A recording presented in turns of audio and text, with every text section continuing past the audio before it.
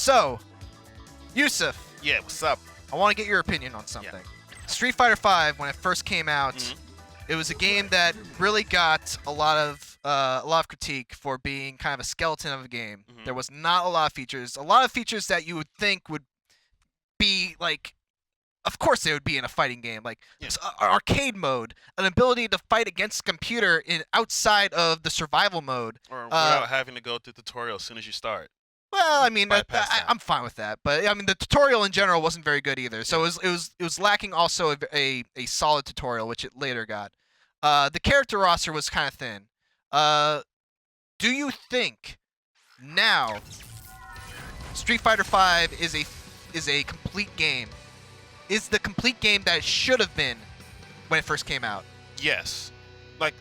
Like I said before, I have not gotten this game yet for myself, but I am interested now in getting it because I'm playing it at the office, and I've seen a couple of the iterations, some of the later ones. I haven't seen like the initial release launch version of the game yet. Right. But some of the patches a little bit afterwards, where they added in the story mode and some of the some more characters, it was like, well, now I feel like this is something that I actually can get into. Like, this thing feels a lot more complete, that I'm actually feel like getting this game now.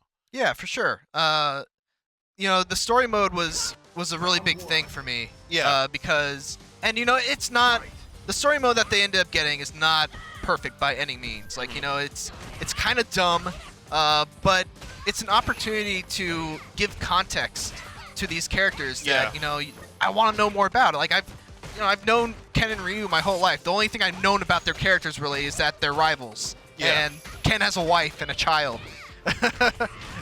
So it's cool to see these characters in a context that's not just, you know, okay, we're gonna beat each other up for reasons. Yeah, and see like hidden stuff like how Nash was able to come back. Yeah. Yeah, not giving away the spoiler, because I believe it just came out with the Urian thing, but if you haven't played Urian's story, you should do that. Oh, I haven't played Urian's story actually. Yeah. So that there's They shed revelations light on about that. about Nash's comeback. That's cool. Yeah, I mean, yeah, and people mentioned like, you know, arcade mode, and yeah, like other Street Fighter games have had arcade mode, and that's great. But I've always felt that arcade mode is kind of like a relic of a past, you know, like a relic of the past in terms of fighting games. Like, I don't want to learn my story just from like an intro cutscene and outro cutscene. I want to know what's going on in between that is causing this person to fight against all these people. Yeah. You know, it doesn't have to be. Oh yeah, I don't think you're A+. gonna get something extremely deep. I mean, they're just fighters going around the world.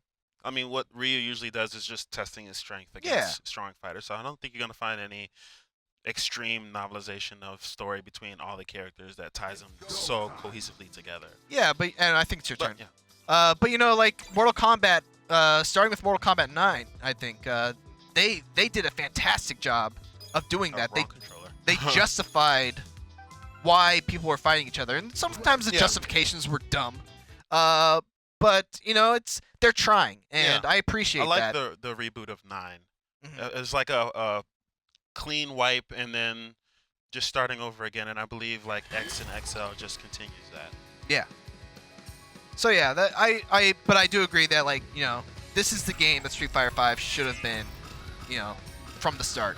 And I understand that there's definitely, you know, outside elements that contributed to the fact that Capcom felt they had to rush it. They wanted to get it in time for like the Capcom Cup and Evo and all those other things. Oh, we're color coordinated. Ooh. There you go. Good job. That wasn't even on purpose.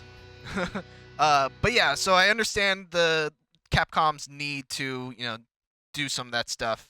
But at the same time, you know, I'm a consumer, and I felt like I bought an incomplete product when I first bought this game, even at the discounted price.